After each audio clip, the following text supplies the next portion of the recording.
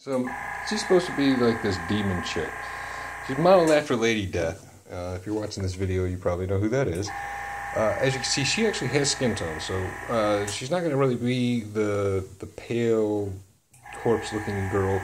At the same time, I mean, this is a fight in hell, so we're not going to want her to be super lush either. So I'm not going to add a whole bunch of different variations there. So I'm actually going to skip right past my English rose and my caramel, and I'm going to jump right into terracotta just to kind of darken her up and give her a little bit of definition. I might even actually come back and line it back in. For those of you that don't know anything about airbrushing, just so you know, you're always going to want to work light to dark. You'll see the problems that we run into later as I try to lighten up the skin tone. It's going to leave almost like a bruising effect to it, which in this case is going to be okay because she's still going to have that unearthly, otherworldly type feel to her. So the bruise isn't going to kill us. So I'm going to go ahead and mix that up now.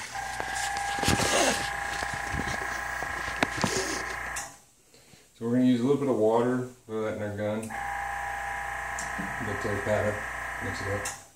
I'm actually going to get it out of this other terracotta bottle. So this is the bottle I decided to use instead. The only reason I'm using this one, well, maybe I'm not using it. Okay. Well, we'll be using the original then, so we'll roll out of that one. I have I'm in an apartment, so I'm actually painting this in my back office area. I have actually an airbrusher that I got doing this job, and so it worked out nicely for us. Typically you're going to want it the consistency of milk, that's what I'm always told, so there we go. Try not to dribble it all over your project. So you'll notice there's not a lot of tape lines in here. I try to stay away from them unless I absolutely have to. I know you saw some on the Harley logo. That's alright. But ultimately, you're going to always have to fight these tape lines when you're done. So I don't know if you can see those tape lines in this picture here. Bring it out a little bit more for you. There you go. So you're always going to have to fight these lines. So these are going to have to get sanded back down, gone back over with a brush, or eventually even buried in clear. It's going to be a big issue for us. So one way to stay away from tape lines, pretty easy, is just to use freehand shields. And so get our shield. Now, one thing I'm not going to do is I'm not going to try to completely prevent overspray. You can do that if you want. Best of luck to you. But oversprays, it's a natural evil of airbrushing. So it's kind of difficult to eliminate it altogether. A lot of people like to use Frisket and things like that, but like I said earlier, it's just not a fan of the mess it leaves behind. So sometimes the cleanup's just not worth the prevention. Just going to kind of keep going here and darkening her in.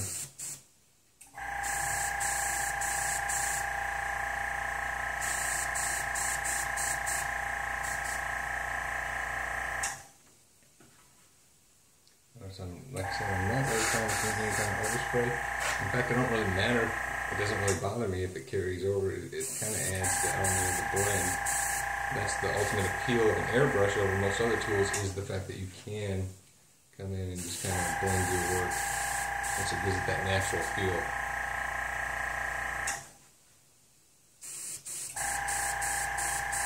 And then you can kind of hit the brush line. Now I've got the edge right here. I'm actually going to move it over a little bit over that line. That creates that wick shade effect and allow that line to stand out, and I can come back in with my brush, an actual paintbrush later on, and knock that down. I'm just going to kind of go around the edge of the face. And here's the nose line. I'm just going to kind of airbrush a little bit in the eye. Just kind of get the appearance of the socket. Again on this side. Maybe on this side. And this is a smaller area here. There we go. So, got most of that taken care of. Now, one downside to using this over a felt shield that you cut yourself is the paint wants to kind of stay on the top of it, so it's going to want to dribble off unless you constantly dry it off. So, that's okay. I don't mind doing that. Now it's going to kind of come in here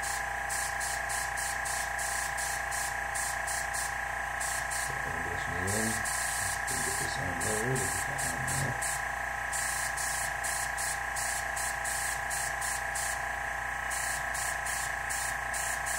Trying to add some shadows. This fabric is torn. And go back here. And this cape. And the best area.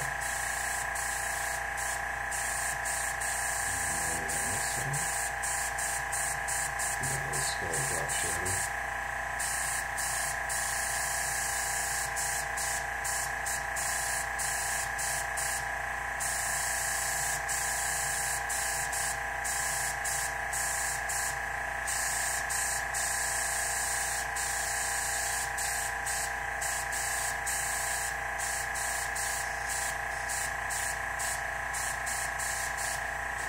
Alright, so now she's got a nice New Jersey feel to her, good and bronzed. So that, I'm going to try to keep the face lighter than the rest of the skin. I'll come back in with some burnt sienna now. And actually, normally you could dump out your color cup and remix your paint. I'm going to cheat, and I'm actually going to just dump the burnt sienna right in with my terracotta. I'm going to use this mixed blend that we talked about earlier. So that'll add a little bit more of a reddish hue to it. I'm going to dribble it right in my hand apparently. Completely missing the color cup, so that helped out a lot.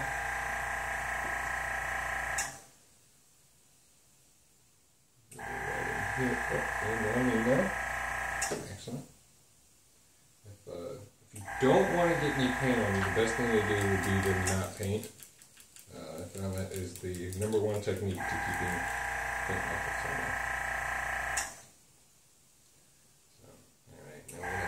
Spray out. Now the reason we use a spray out is just to kind of make sure that the color that we have mixed is the color that we want.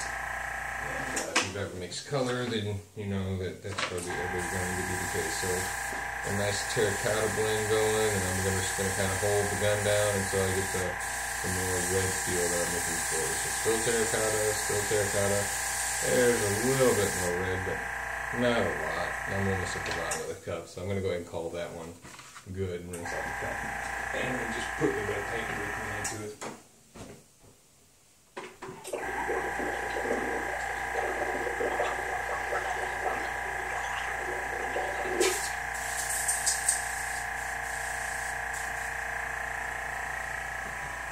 A good time to clean out the color cup.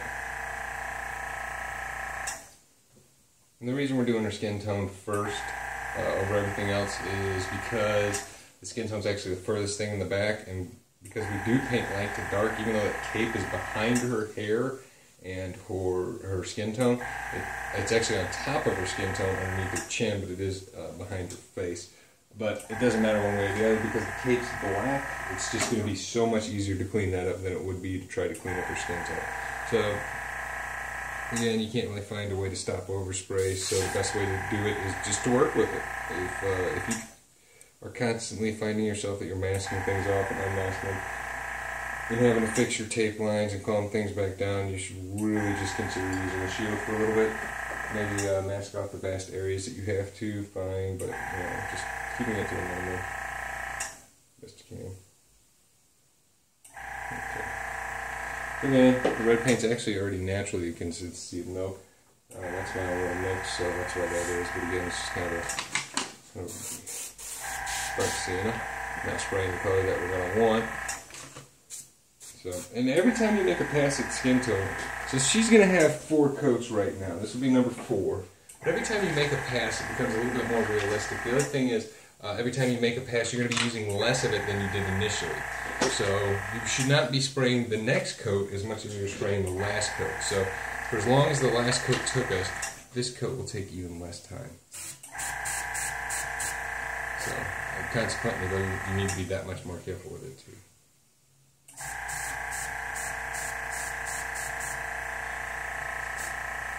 So see, already we've gone too dark in this area. So we're going to kind of just make it right there. And then make it down here then real quick.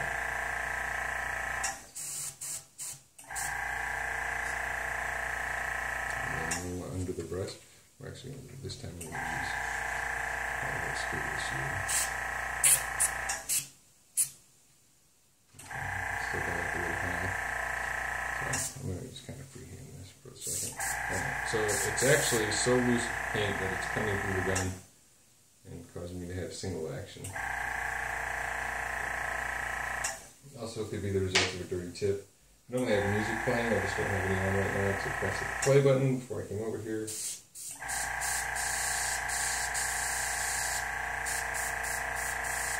you're wondering, yes, I am painting my hand right now. It's kind of the quickest way to find out what's going on with the gun.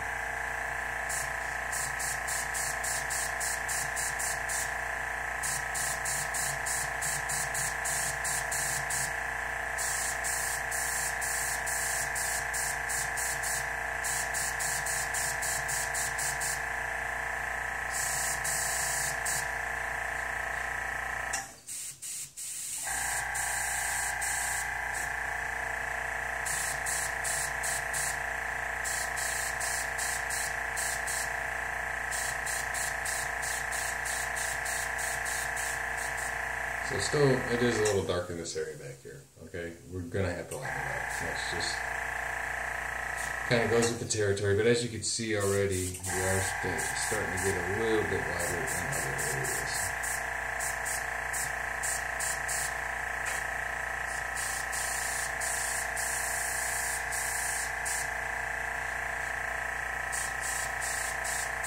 Ideally, you will have faded out most of your own paint lines already using a paintbrush, not the airbrush like I'm currently doing. That's a big no-no.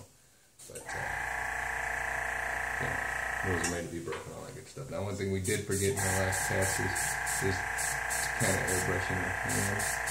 Well, I hope that detail kind of goes unnoticed, but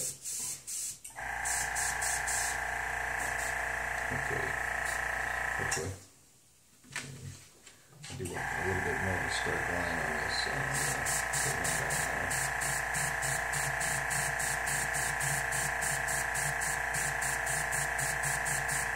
Now kind of give it a little bit more depth there, so you can see that. Alright, so that should about cover it. If we do the same thing on this side, that might make up for that earlier boo-boo going too dark in this area, but we'll have to wait to see. So, I mean, art's a process, it really is.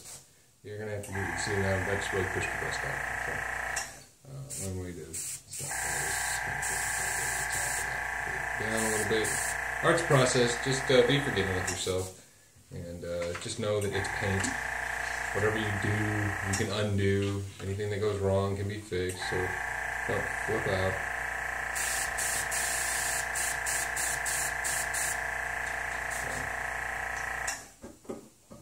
Gotta have to flow with everything. So there we go. Now we have 4 skin tones down. We've got our natural buff, our skin tone, our terracotta, and our burnt sienna hybrid. And again, I would suggest using more than that tone, but for this particular moment, it's going to work for us. We're, like I said, we're using Demon Chick. So notice that most of our other skin tones are going to be darker than her face. And what we can do now is just kind of go in and start highlighting some of her face. And I wouldn't actually suggest using Airbrush for all of that, but we can use some for some of it. So right now I'm going to stop on the skin tone, and we're going to jump over to something else. All right?